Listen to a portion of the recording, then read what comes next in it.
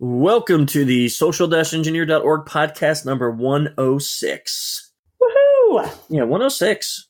Yeah, we're making it up there. We are. I am excited about this one. Yeah. For a couple reasons. One, I did something really, really nice for Dave.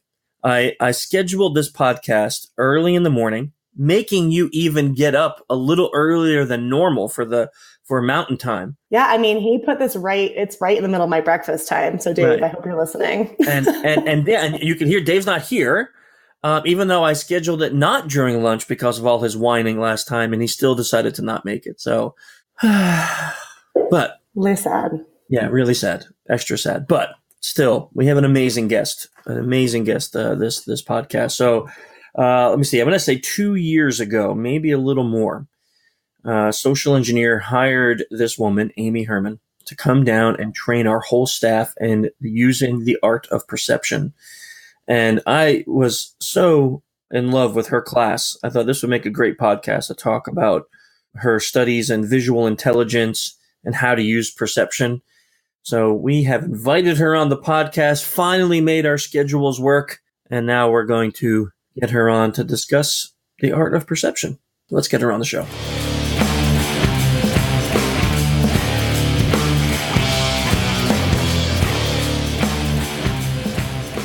We are back with our guest, Amy Herman. Amy, really great to have you on the show. Welcome.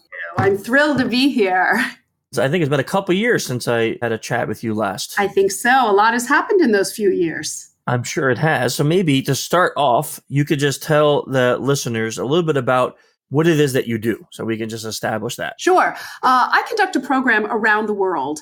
And the title of the program is called The Art of Perception, and it used to be Rethinking How We See.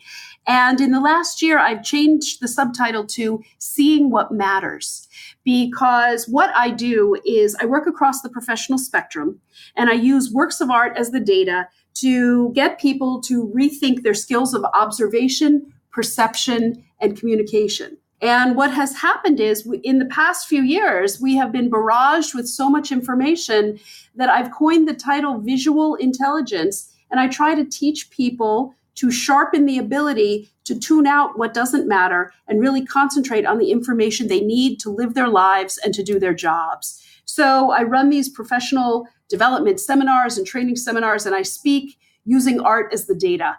It's great fun, it's eye-opening, and I think I get as many insights from my participants as they get from me.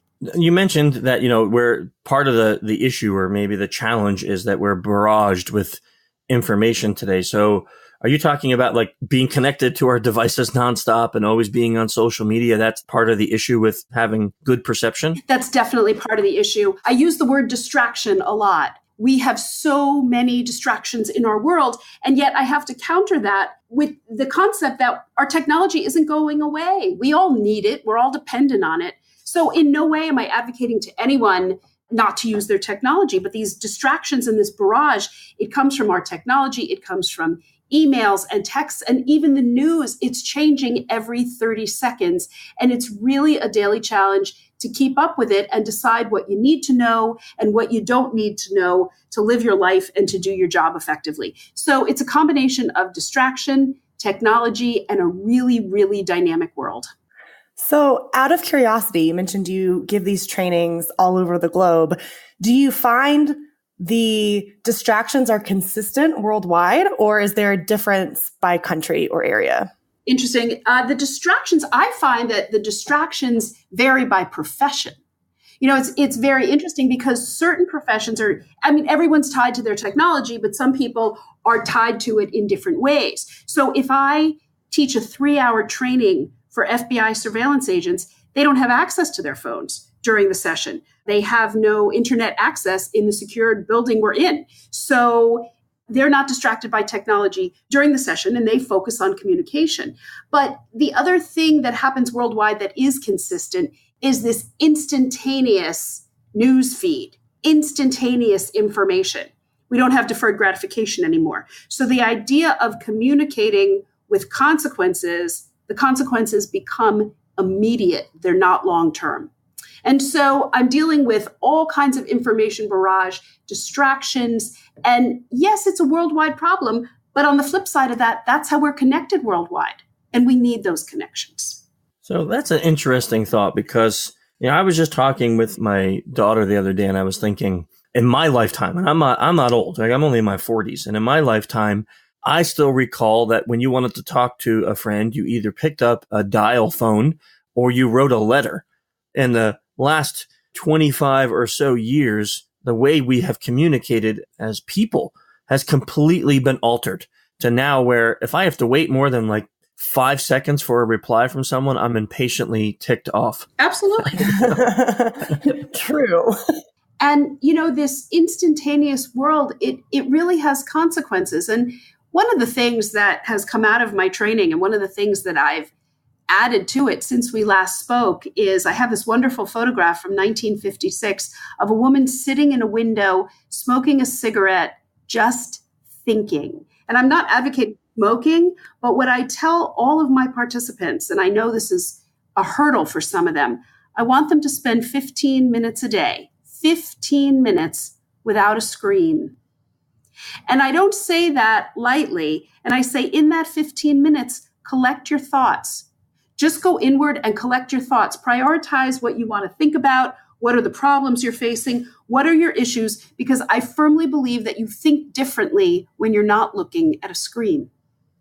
And the picture it just captures your attention because of its silence. And even when we're alone with our phones, it's not silent. We have videos that people want us to watch, and we're listening to the news, and we're listening to music. This is 15 minutes without any kind of screen, and I have found it to be life-changing. Does it matter if you're doing something else when you don't have the screen? Like, is it as beneficial to sit and think for 15 minutes as it is to walk for 15 minutes? No, you can do something else. And I have this conversation with my son as well. I will cook dinner. Believe it or not, I'll leave the house without my phone and walk to the grocery store because I need milk. Or I'll water the plants. I'll do something that needs to be done. Nobody has time to waste.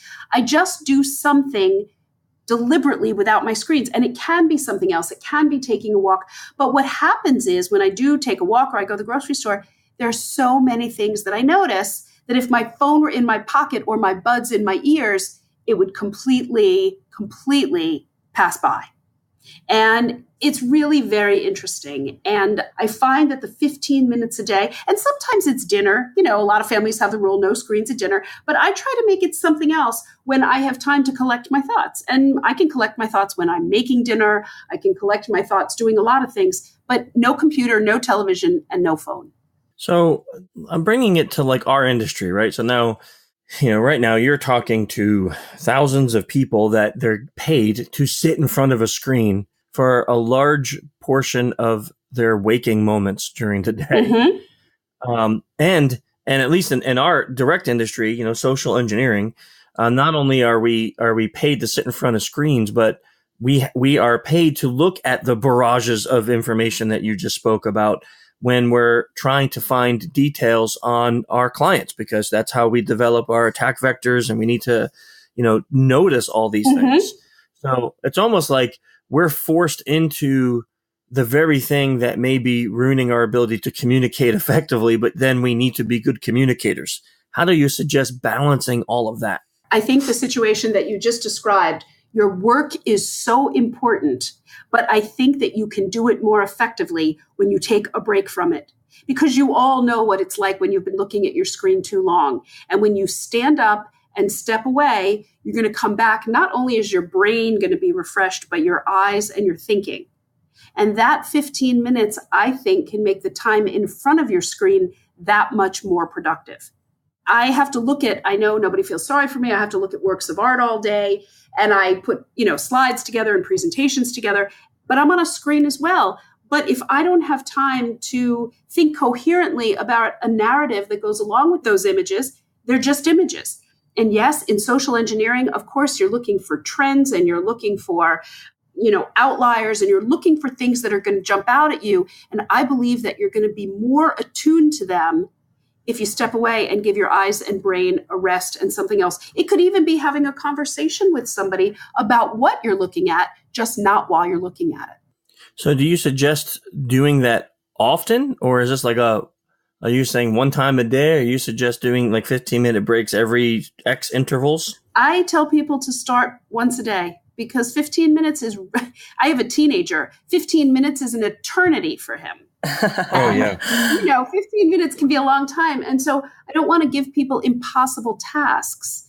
And so I say, just try 15 minutes a day and don't make it first thing in the morning. Make it during the day or towards the end of the day. Clear your head. And it's like pumping a little extra gas into the tank. You step away and then you come back and things are a little bit different. So I tell people do it once a day and it's measurable and it's doable and that's just what we have to do. And I find it works for me and it seems to be working for a number of my participants across the professional spectrum. Okay, so now let's move to the perception part of it, right? Because this is good. And I think that as simplistic as it sounds, it also sounds very logical, right? That taking a break could refresh the brain. But now let's talk a little bit about your training on perception, because I think that's something that can also apply to this industry where, again, we're back at this screen staring at dozens, hundreds, maybe sometimes even thousands of pieces of data on a company or a person. How do you train yourself to pick out the pieces that will be important or the things that will lead to success or, whatever that the weightiest matters are? That is an awesome question. I am so interested in your answer. It's a really, really good question. And one of the things that I've been working on since we last spoke is rethinking problem solving. And how do we look at the information that we have and help our clients solve problems that they bring to us? And one of the ways that I've done that is to talk about the biases that impede optimal decision making. The word bias, it's a hot word right now. Everyone's using bias. But do we really understand what a bias is and how it gets in the way or even helps the work that we're doing? And I don't get, too deep into the weeds when it comes to bias, but I define 3 biases that are common across the fields. The first one is an implicit bias. That's an unconscious attribution of qualities to a certain group. You see a certain group, you see a certain trend, and you say, oh, it's this, because of your experience and the lenses you're looking through. The next bias is confirmation bias. It's the tendency to interpret new evidence as confirmation of your existing biases. So you get all this new information and you say it's A, B, and C because I know it is based on what I know. And those are 2 very dangerous things because they shut you off to the finer nuances and details that can really help you do your work more successfully. And the last one that I talk about that's really simple is something called the anchor bias. And the anchor bias is the human tendency to believe the first thing we see or hear is true. And I might not be able to change people's behaviors, but if I can just make them aware of these biases and get them to step back and say, hey, wait a minute, am I dealing with this client or making this decision based on some bias that I have? Then I've done my job. I want people to rethink the decisions they're making based on the information they have as objectively as possible. To the end, I want them to be able to solve the problems that the workplace hands them. But to be able to do that, you have to look at new information and be as objective and precise as possible. But how? Because biases sometimes are unconscious. And as terrible as they are, they become part of our personality sometimes. They do. And the guideline that I give to people, when you are working in something that is particularly difficult, particularly fraught, or has a lot of moving pieces, you owe it to yourself and to your client to step back and say, let me look at the big picture here. Let me look at the big picture and look at 2 things. Am I considering as multiple perspectives of this? And am I acting out of my biases? And sometimes that means taking a hard look in the mirror and saying, you know what? I don't like this client.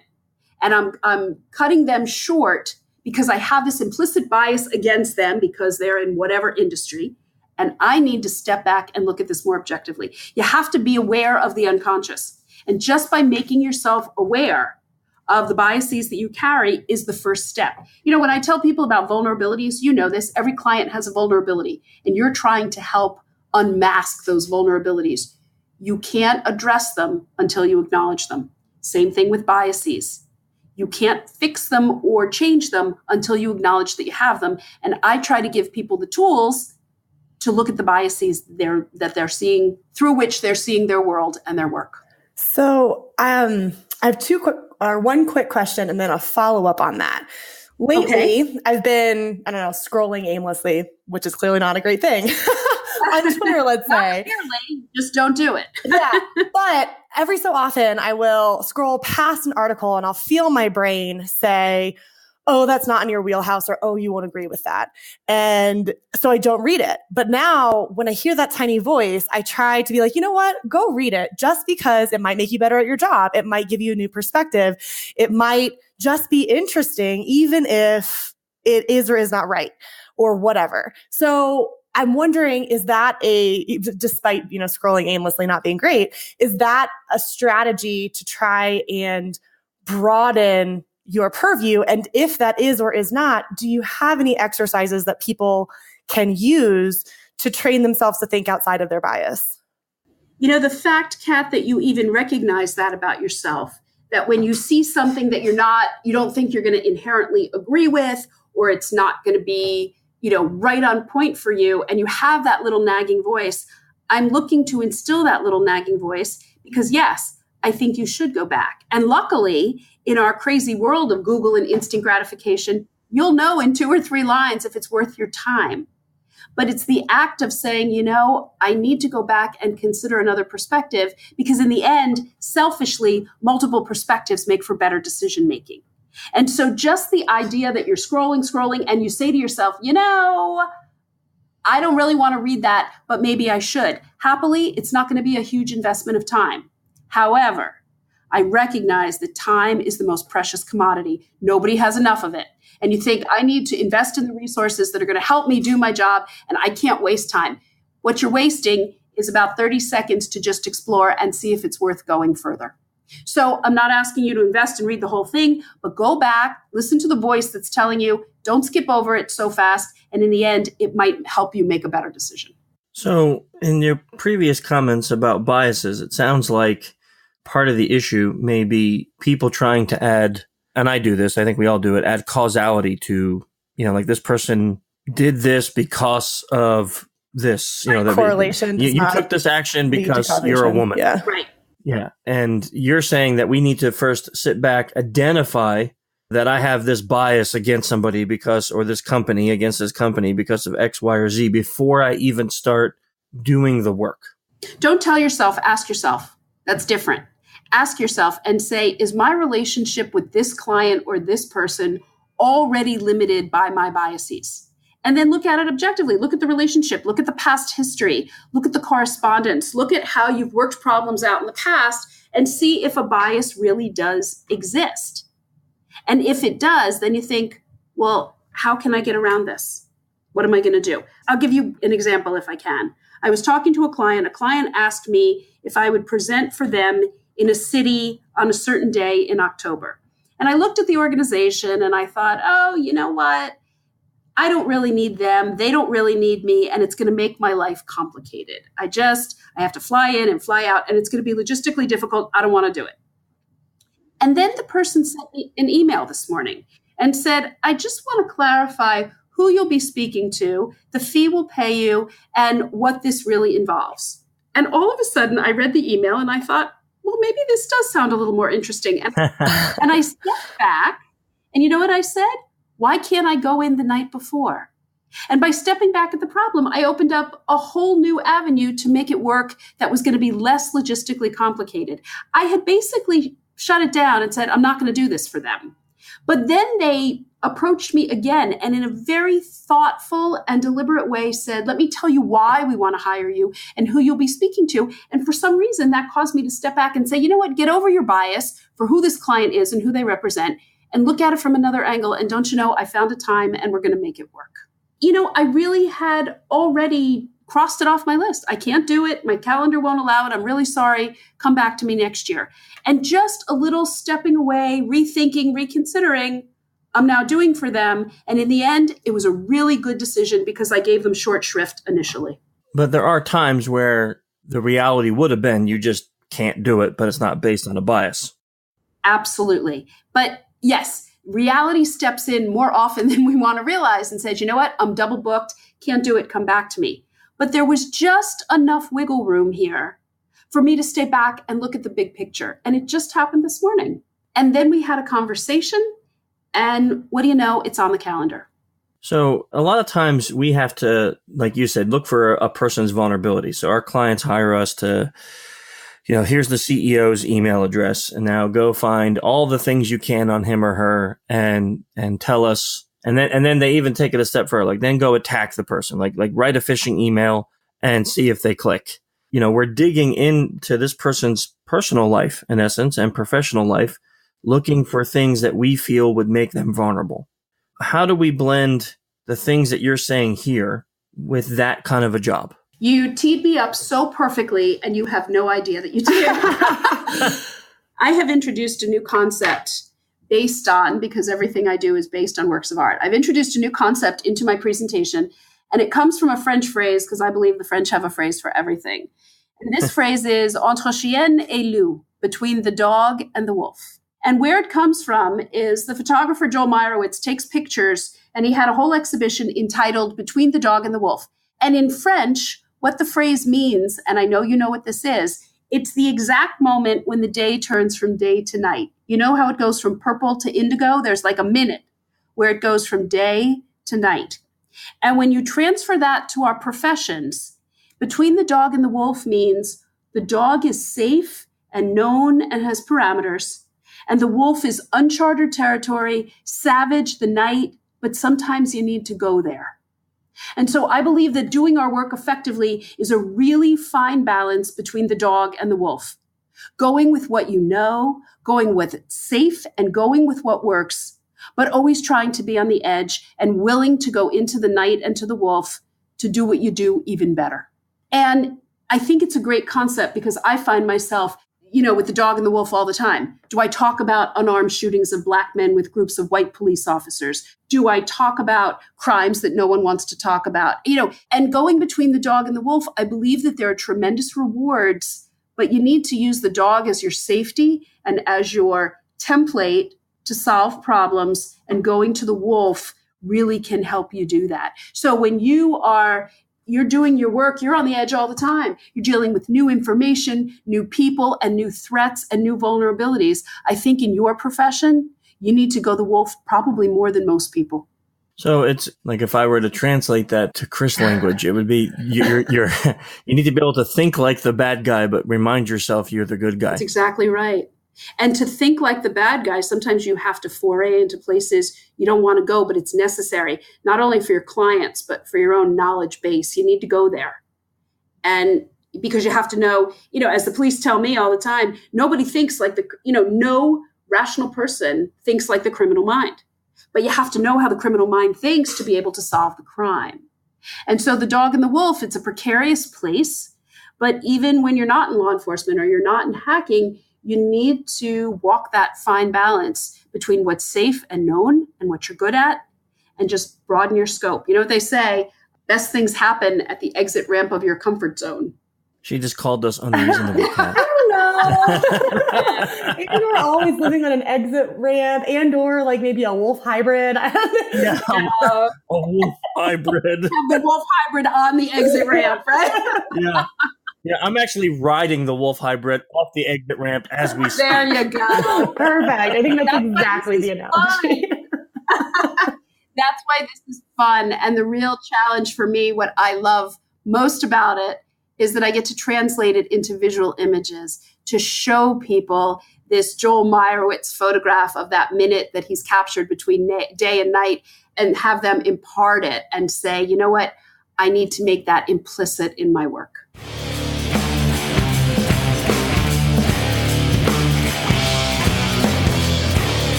Kat, let's take a quick break from the show to talk about the world of pain called social engineer right now. No, there are so many exciting things happening. Exciting things. Summer's in full swing.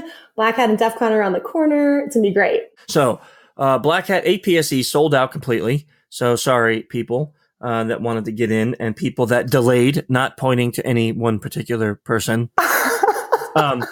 And Ryan's class, the OSINT, Open Source Intelligence for Social Engineers, one class is about 3/4 full, and there's still space in the Saturday, Sunday class. So if you're looking to come to that, make sure you jump in that really quick. I think the early bird pricing is ending or has ended by the time this podcast comes out. So we won't be able to help you with that. Sorry about that, but get into that class before they raise it again. Also, DEF CON. All contestants now have their targets and are in the middle of OSINT. All speeches have been chosen, and we released a documentary on SE Village. So if you want to check that out, just head over to social-engineer.org, click on the events, go to DEF CON, and you'll see the blog post, the documentary, and the schedule, which has all of our timing for speeches and talk titles and abstracts, and everything is up there. So I'm super excited about that. Yep. You can start planning ahead now because those lines get very long. Very long. Although I'm going to tell you a secret. Shh, secret. Just don't tell anyone. Don't tell anyone. We have a giant room this year. We actually have an extra 1,500 square feet than over what we had last year. It's like a 50% increase, correct? Yeah. It's pretty awesome. I'm excited. So I'm hoping we're still going to be packed out, but I know that people will still be like, we need more rooms, but I'm excited. DEF CON really pulled out, and we got a ton of space this year. So I'm sure we'll be able to accommodate so many more people. And DEF CON is such a big event for us and what we put on, but it's really not possible without help from our sponsors. Some of these sponsors have been with us for years and years and years. And without their help, their support, both physically and on social media, but also their financial support, we would not be able to give out the cool prizes that we do and put on the event in the way that we do. So I want to make a couple mentions. Chris is going to hate me for this because he's like, I want to be anonymous. But Hillbilly Hit Squad is a name of a pen testing group. They're just great. And they sponsored SE Village. Know Before. You probably know them because Kevin Mitnick's their spokesperson. They offer fishing education and some other services. They sponsored DEF CON SE Village this year. Pin Drop is back again. I think they've been with us now for the 6th year, and they're sponsoring SE Village at DEF CON. And of course, the corporate entity, Social Engineer, sponsoring SE Village. So without the help from all of those organizations, we really wouldn't be able to put on the show that we do. So big shout out to those guys and gals. Also, DerbyCon's right around the corner. Sorry, guys, DerbyCon training completely sold out like in 12 seconds. So we can't help you there, but we will be announcing more details about the SE Village at DerbyCon in probably the next few weeks. So just hold on tight, and we'll get the signups for SECTF there out shortly. What else, Kat? Backtracking to DEF CON, the SECTF for grown people, it may be closed and they are busy OSINTing away on their targets, but both the SECTF for kids and the SECTF for teens have space. If you're a teenager, you can come hang out with yours truly all day and crack some awesome puzzles. And the kids competition planning is underway, and it's going to be awesome. So be sure to sign up if you are in those age ranges. I think that the kids are 5 to 12 and the teens are 13 to 18. Thank you for mentioning that, because we really need to get more of our kids involved in these things. So if you're coming to DEF CON, check that out.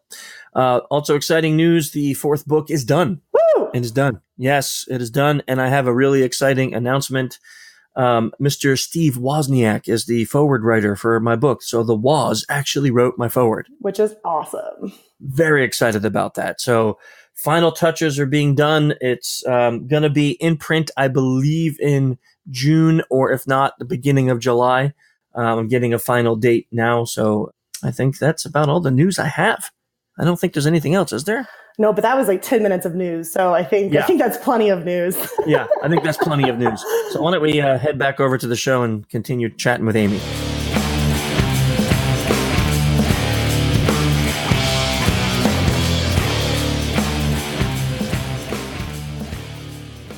The conversation is interesting because I can also think that this may help younger folks or any age folks who want to get into this industry to maybe sit back and analyze if they fit this industry. Right. Because we just went through a hiring process for our company, And one of the things that was overwhelmingly obvious that there were some people who were just really uncomfortable talking about the work that we have to do. Mm-hmm. We're not like kidnapping people and torturing them to find their vulnerabilities. We're talking about doing open source intelligence on them and then finding all their dirty secrets and then not humiliating them, but using them to educate. And some people are still very uncomfortable with that, apologizing throughout the interview for having looked up information on me or something to that effect. And I didn't know why. But with those kind of people, it rang with me that they're probably not a good fit. Mm-hmm. But now after talking with this, it makes sense why I would feel that way, why they would not be a great fit is they're going to have a really hard time stepping into the wolf's den. Right. And thinking that way, which could mean that they're not going to really be effective at this career because they're not going to take it to that limit, being able to show a client where their real vulnerabilities are. What you've done is objectified a subjective feeling. And that's a good thing. You're able to say, when you interview someone, you say, they're just not right. There's something about them that's just not right. And you just put a label on it. You said to me, they're not going to be comfortable going into the wolf's den. And that is something that is integral to the work that you do. And you were able to identify it instead of walking into Kat's office and say, now she's going to interview him and say, there's just something about him I don't like. You've already biased her because she respects your opinion, but you haven't given her anything substantive to work on. So she's going to go into the interview biased as well. But if you say to her, I'm not really comfortable that this kid is going to be good at going into the wolf's den, she has something tangible to go into the interview with, and she can come back to you and say, you know what? I tested him. I have no doubt that he can go into scary territory, and I'm okay with it. You've objectified the subjective, and that's what I want to give people do. Help them communicate that bad feeling, that sixth sense that something's going to go wrong, and you give them something tangible. And in the end, you're going to hire the best candidate for the job. I feel like I'm in therapy. This is great. Tell me more, Amy. I'm laying on the couch right now. Keep put your feet up. Put your feet up. Let's get to the root of this. I think the interview dry run is really interesting too, because that is a situation where you're asking them how they would be a wolf, but among dogs. Because it would be like, I don't know, I would with open arms, they'd say, we researched you. And I'd be like, okay, well, what did you find? And that was the question that made them uncomfortable. And I'm like, I'm being very friendly. Like, this is fine. I know it's there. Like, just tell me. And so I think it's really interesting because if you can't pull off being the alpha wolf with a bunch of dogs, then you're probably not going to be able to do it when you're running with the wolves. I'm just going to keep going with this dog analogy. I really like it. This dog and wolf analogy, it has worked. And I told you, I've been using it for about 6 months.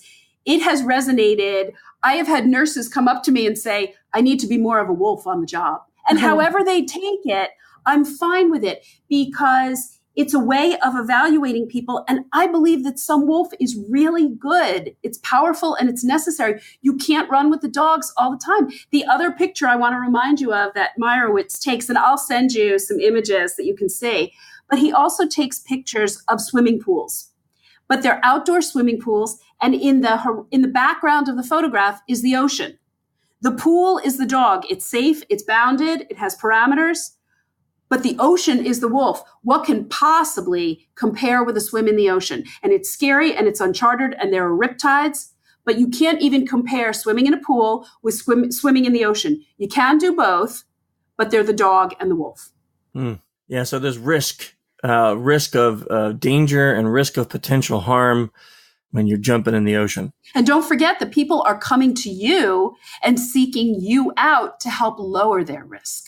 So you're the one that has to be on the forefront of saying, okay, these are what the risks are. We've gone out there and been the wolf for you. And let me tell you what's out there waiting for you. See, now, Kat, I'm shirtless riding a dolphin wolf hybrid in the ocean. That's what I'm doing right now. And the waves are crashing over your head. Waves, giant waves, and it doesn't matter because I'm on a shark wolf hybrid. It's no longer a dolphin. Now it has teeth. I'm like Putin on the bear. That's me. I'm riding through the ocean. I'm like shark wolf hybrid. You guys are now going to be talking about sharks and wolves and dogs, and people are going to be like, "What's with the animal talk?" Yeah. We're gonna blame you, and I'll be like, just talk to Amy. Just talk to Amy. You'll get it. I do love that I was able to identify that in this conversation because there was Yeah, and this just happened like over the last couple months. And it is interesting what you said, because I had Kat and Ryan helping with the interview process, and they would come back and they would say, yeah, really not sure about this guy, really not sure if it's going to work or how they would be or something to that effect. And then in conversation, it was, very apologetic about having done OSINT into me or Kat or the company. For us, we don't find that offensive. To me, I would find it more offensive coming to an interview and you haven't done any OSINT. That to me makes me feel like you're definitely not right for this job. Like, how can you not look me up at all if you're going to come to an interview? But you know what? That, as I said, you're making it tangible. In a world like yours, where so much is not tangible, you're able to objectify something that was previously subjective. And you guys, everybody wants to get the best candidates, but you need to really pinpoint what you're looking for. And I hope that this gives you a tool to be able to do it. So now, is there a potential that someone could be too much of the wolf and that could also be a danger? Definitely. I find this when I'm working with United States Special Operations. You get people that I work with, some of the most elite teams in our military, and they're highly selective. You can't just get people that say, I am out there for the kill. It's strategic, it's tactical, it's visionary, and it's discretion.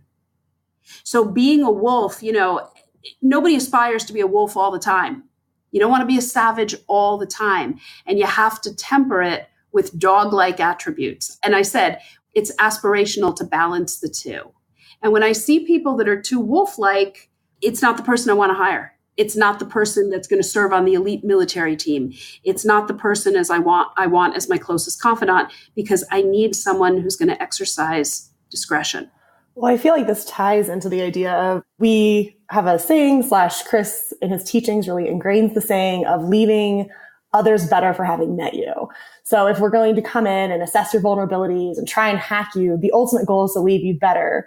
And I feel like if humans go too far to the wolf end of the spectrum, that maybe that's what they lose. I agree. And I'm going to tell you a quick anecdote that you just brought to mind about so much of that. And it can sound like a very simple example. There's a coffee chain. I won't say who they are, but they are in a train station that I frequent. I'm there all the time changing trains. And I went into the coffee shop maybe about a month ago, and I was all dressed for work. I was in a suit and I had my suitcase. And I said to the person behind the counter, I asked how they were, how was their day? And then I said, I'll have a coffee and a croissant, please. And he started to ring it up, and he turned to me and he said, you know what, lady, it's on me. I said, well, that's very kind. You don't have to do that. He said, nope, have a good day. So I took my coffee and my croissant, and I thought, well, that was nice. He didn't have to do that. I wish he'd do it for some homeless guy, but they don't want to get a reputation for giving away free food to homeless people. So a week later, I was back in the same coffee shop, and this time I had a fruit cup and an iced tea. And again, same exchange. And it was a woman this time, and she said to me, have a nice day. It's on me. And I thought to myself, what is going on here? Why are they giving me free food? So I was then in New York, not at the same coffee shop, but of the same chain. And it was last Saturday morning, sweats, no makeup, unshowered, with a backpack on. And I went in for a cup of coffee. And the guy started to ring me up, and he said, you know what? Your coffee's on me. And I said, okay, what is happening here?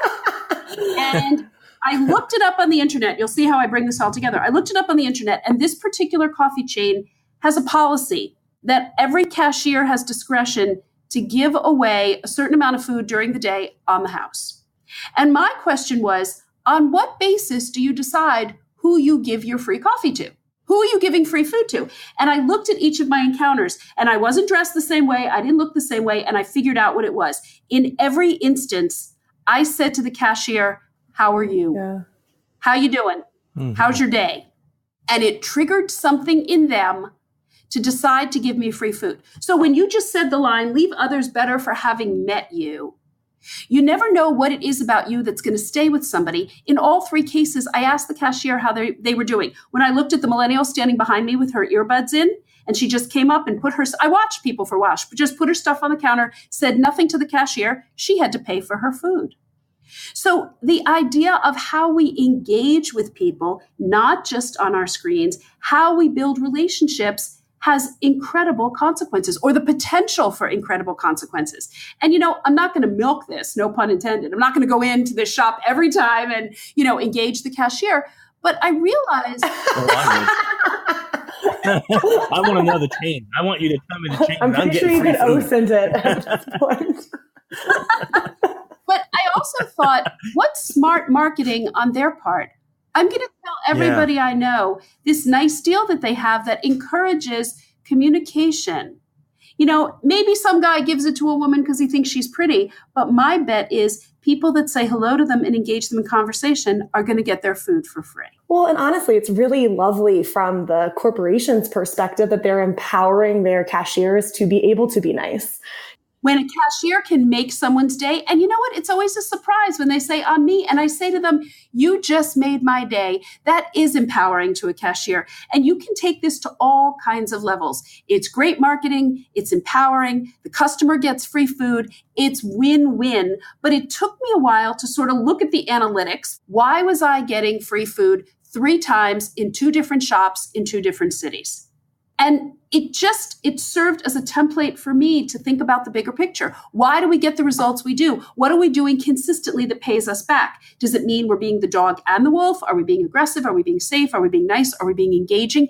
And it forces the question back to us on self-perception, which is another area of the program that I've developed in the last 6 months. It makes me think of a study done by a researcher named Dr. Paul Zak on oxytocin.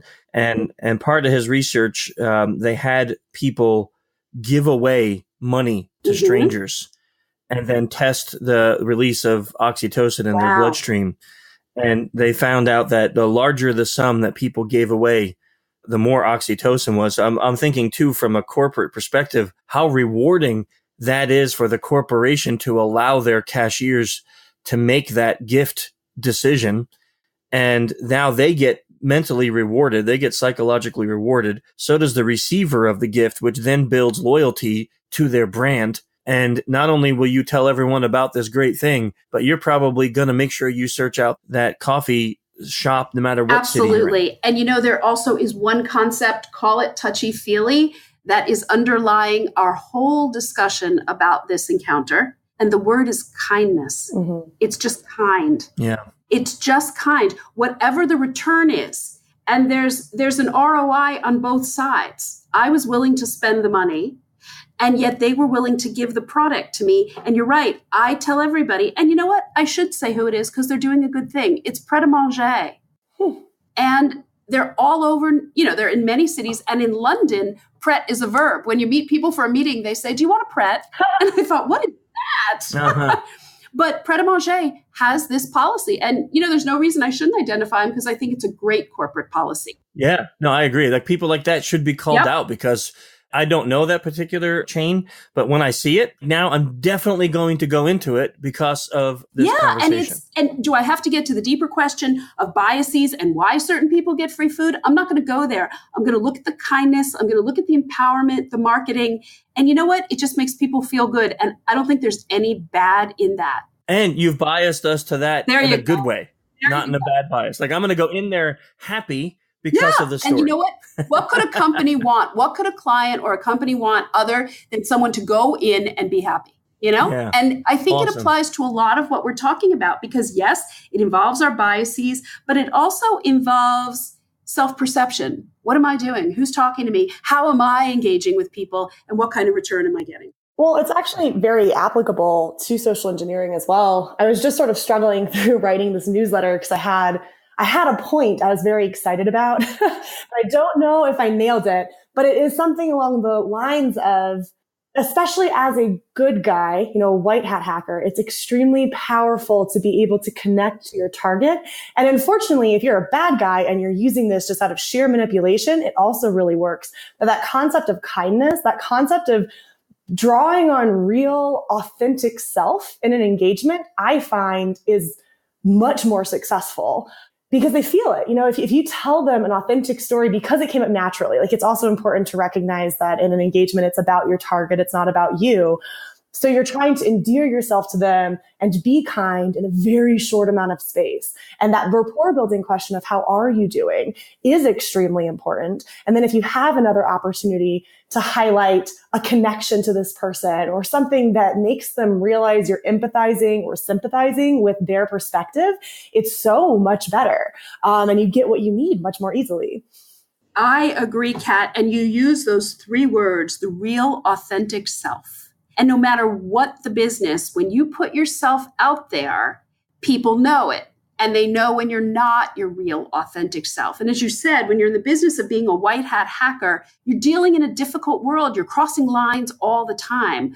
But when you are honest with people and the idea of kindness, and look, we all have vulnerabilities. I tell people all the time that I'm a cancer survivor. I'm not looking for sympathy. I lost all my hair. It was really hard to do. I was sick. I was in treatment. I had 5 surgeries. But you know what? Every single person that I tell that to has walked that walk with someone they love or themselves. And you know what? There's no bright line between who we are professionally and who we are personally. It carries over and it's part of our real authentic self. And I think when you show clients and people that you're working for that you're willing to be your authentic self, they will return in kind. And I think it's a very powerful force in the workforce. I'm curious, do you use this concept of authentic self with your FBI and higher government profile like clients as well? Oh, yes. Oh, yes. It's even more important for them because the phrase that I like to say is, they're people that put their pants on one leg at a time, just like everybody else. Yeah, they have really important jobs in the intelligence world, and they are responsible for information and policy that affects the world, and yet they are human beings. And so I bring that human concept, although it was interesting in my last intelligence class 2 weeks ago, I took out one part of it because time just didn't allow. And I said, something's got to go. And I was sort of sorry because being the real authentic self is the great leveler. And I'll give you one more example. I was speaking at a big investment conference this week, and it was a conference, an organization that oversees mutual funds all over the country. And there were hundreds and hundreds of them at this conference. And my session was an elective breakout. And I thought, nobody's going to come to the art of perception. It's not about mutual funds. It was standing room only. And I said, I have news. I'm not going to talk about mutual funds. I'm not going to talk about tax consequences. And I'm not going to talk about revenue objectives. And the room burst into applause. They were I was like, everyone was probably so stoked. They were so stoked that I was going to talk about something. And I said to them, I will make sure that when you walk out the door of this session, you will be thinking differently about your work, but I'm not going to talk about mutual funds and taxes.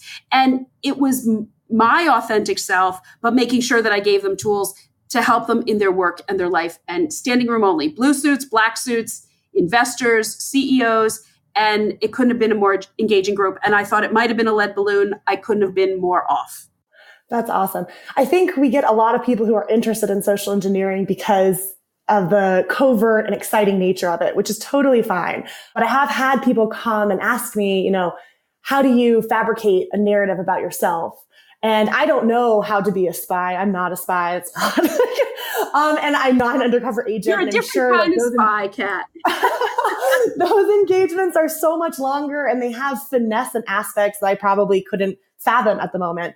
But from my perspective, I'm just like, it is not as effective and it is not as real to fabricate who you are. Fabricate the details, but don't fabricate who you are at the core. Make your persona echo who you are, because then you speak more authentically. And so I've been curious, and I have people give me a lot of pushback, and I just kind of, do what feels right to you. But in my limited experience and my knowledge base, it would say that that's not going to work out as well as drawing on who you are. I couldn't agree more. The good, the bad, the ugly. We are who we are. And in this world of technology and avatars and online personalities and Tinder, you can put forth an image of yourself. But one of my favorite old phrases from high school, the principal said to me, wherever you go, there you are. And you can go a lot of places. In technology, you can go to other worlds, other places, but there you are, and people know when you're being authentic. And I think the good, the bad, the ugly. As my father always says to me, must you talk about cancer? Must you talk about the unarmed shooting that happened yesterday? And I said to him, if I don't talk about what happened in Starbucks out loud, who's going to talk about it?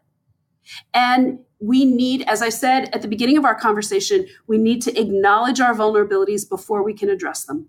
And I think acknowledging is harder than addressing, coming right out and saying, you know what, this is what's wrong. This is where my shortcoming is. This is the mistake that I made. Help me fix it. That's the harder part, rather than finding solutions. Solutions, yeah, they can be tricky. There are templates and guides, and I even give some cool pictures of a photographer who built a corner, and he put his subjects in the corner and said, pose for me. And it's literally getting out of a corner, and he took these wonderful photographs. How do we solve problems? And so we identify the problem, then we decide dog, wolf, problem, but it's acknowledging the problem in the first place that I think is the biggest hurdle. Yeah. You operate through this medium of art, and I've heard you mention a couple of artists, so I think I might know which direction this goes. But do you have a favorite type of art to draw on for your lessons? That's a great question, and you'd think I'd be better prepared for it. I look at art every day, and you figured this out about me. I'm not a woman of canned answers. One of the things that I love to use contemporary art. I love to use contemporary painting and contemporary sculpture because it catches everybody off guard. And I think that there are so many things in life that catch us off guard that if we can collect our thoughts and talk about what we see in a contemporary artwork, and whether you like it or not is immaterial to the discussion, then it gives you powerful tools to go back into the world and talk about what you see in a representational world. So while I love paintings that are full of narrative and have details and nuance and conversations and everything going on, I like to work with, contemporary works of art that are happening now and works of the late 20th century. They make us think in a way that involves all of our senses. And when people say, oh, I hate contemporary art, don't make me talk about it, I say, you know what? Now you're going to talk about it because I don't care that you hate it. You're going to tell me what you see. And sometimes we have the most amazing conversations that start out saying, I hate contemporary art. So I like to use abstract works of art because we have to deal with a lot of abstract subjects, but I don't want to downplay some of the great paintings of the 18th and 19th century. So I work across the art world, but I find a particular challenge and love in working with contemporary painting and sculpture. That's really interesting because I think you mentioned 2, if not 3, street photographers or street photography works. So I was wondering if the layers called to you, because I know that that's one of the things that stands out in street photography is what are the layers of distraction? And it's funny you say that, Kat, because the whole point of street art is to distract you and get you to look. Yeah. To say to you, okay, I know you're going from point A to point B, but I want you to look at the side of this building and this mural that I've painted. And what do you think about it? And how's it going to change your day? And it's not the same as coffee and croissant from Pret a Manger, but it can enhance your day in a different way. Yeah. I just love working with art. And the more we talk about it, you guys have given me so many ideas that I want to explore and think about. It's just my brain doesn't stop on this. It's great fun. Man, I have so many questions. I don't know where we are on time. No, we've taken more than I told her we would. I told her we would only keep her for 45 minutes, and we've abused that privilege. So tell us this, because I'm sure there's people that are going to want to continue this conversation or learn more about what it is that you do. You mentioned your classes a couple times. Are they open to public, or are they just for law enforcement? Yes and no. They are not open to the public, but I work with companies. I work with organizations, agencies, law enforcement. I work across the professional spectrum joyfully. It widens by the day. I work with people who sell pots and pans, and I work with shock and trauma nurses. So people can go to my website, which is artfulperception.com, to read about the training. And they can also find out about my book, which is called Visual Intelligence. And when did that come out? It was published in May of 2016, came out in paperback last year. And spoiler alert, the second book is in the works and involves a lot of what we talked about today. Ooh. Nice. So since you are spoiling it, when will that second book be out? Good question. I'm hoping, my fingers are crossed, that the next book will be out within a year. And what will that be called? Do you have a title yet? I do not have a title yet, but I can tell you that a little bit more of the spoiler alert, that a black and white world is not working. Digging our heels in the sand, we're not getting anywhere. And the way to survive and thrive is to come to the center and think about what we can compromise on to enable us to do our jobs and live our lives, because the world we're living in right now isn't working. And so we're going to use art to explore how we come to the center. I think your cover image should be me shirtless riding a wolf-shark hybrid. in the ocean. You know what? I think I will come and pose for that. I think it'd be a New York Times bestseller. I guarantee it right there. There you go. Well, I will send it to the publisher and see what they say. Thanks. Yeah. Take it under advisement. Don't call me. I'll call you. There you go. Well, definitely keep it in the running of cover images. Yeah. I'm really thinking the title needs to be something like "Going Between the Dog and the Wolf." Yep. That's a great. I love this. Okay, so we have your website. What about us? Are you on social media? You want people to come to you through Twitter or? Yeah, at Twitter I am at Amy Herman AOP, and I also have a website for the book. It's visualintelligencebook.com. They can take a quiz. Excellent. They can see how visually intelligent they are, and learn more about the book. That's excellent. So your books are definitely going into the recommended, your book, and then when the new one comes out, definitely going into the recommended reading list. But a lot of our listeners love to read. So we always like to ask our guests if there's a book or two that you would recommend.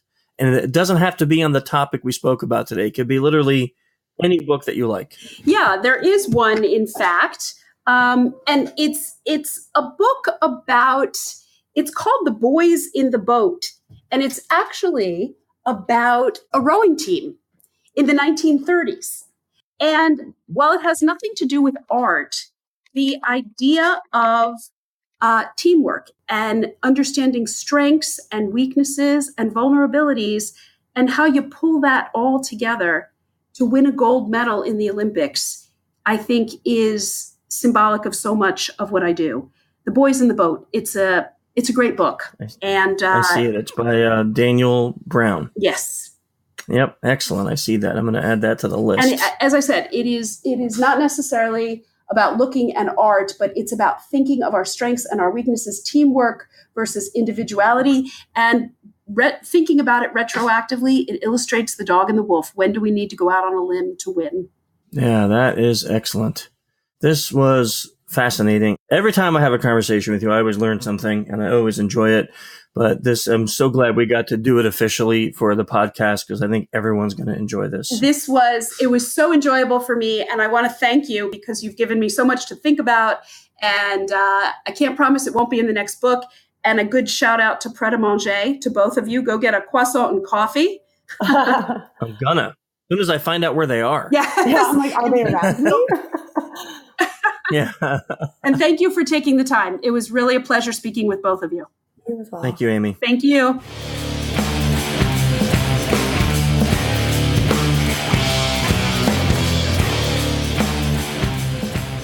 Man, just another phenomenal podcast. We actually could have talked to her for another hour. I legitimately would have. At the end, I wanted to be like, come get coffee with me. I'll buy. Yeah. Yeah, like, you know what she did, and I didn't want to say this on there, but I'm going to say it now. And even though we're recording, now she makes me want to hire her again for another class because it sounds like there's so much more new info. I mean, I would totally support that, but I support all trainings. Yeah, but yes, then if you learn with cool people. Yeah, but if I do that, you're going to want like some other acronym after your name that means new business cards. And no, I'm not doing it. That's not true. I don't put any acronyms after my name. Sorry, Amy, we can't hire you because of Cat's business cards. Sorry. For those of you listening, I've been kind of a business card pain, and then I'm awesome, and so I got a promotion, and then I needed new ones again. Kind of. That's the understatement of the century, people. May have spent part of my salary on business cards. All of it. No, this was phenomenal. I mean, really, I love when we have a podcast where like something comes out that we're like, oh, I get it now. I understand why I think this way. Well, she's just that really fascinates me. Yeah, she's such a fluid communicator, and she has this wealth of information and this wealth of narratives to draw on. And so it just makes it very dynamic, but also always to bring it back to that word authentic, because she's really lived these things and studied these things, and it's great. Yeah, I am so, when people actually practice what they preach and you can hear it just in the way that they are, like story with the coffee thing. That's just who she is. I could see her doing that not because she was looking for free coffee, but because she goes in and she actually interacts with human beings like a human being. Yeah. But I mean, it is also an endorsement for that being her authentic self because she had to Google why it was happening. Right. She had to Google why she was getting free things. Oh, I'm a nice person. Cool. Yeah, I asked Google that, and that Google just is like, you're a jerk. So I don't know if it works for me. Images of you naked on a shark. On a shark. No, wait, shirtless, not naked. Sure. You took that too far. Sorry, I mean, I didn't say naked. I said I was riding shirtless on a shark wolf. And There's a difference between like that. shirtless and naked. Yeah. Dang, Kat, now I got to tell HR. You just harassed me on a public podcast. That's the difference. There are pants. Pants is a big difference. I just want to say, okay? That's fair. On that note, if you're still listening, thank you. You can follow us on Twitter at Kat Murdoch with a 0. Yes. Not an O. Or Human Hacker for me. Corporate is SOC Engineer Inc. Websites are www.social-engineer.org and social-engineer.com. Until next month for another exciting episode of Sexual Harassment. I mean, Social Engineer Podcast. Stare into the embers on the 1st of November and remember you were born at Southside of Virginia.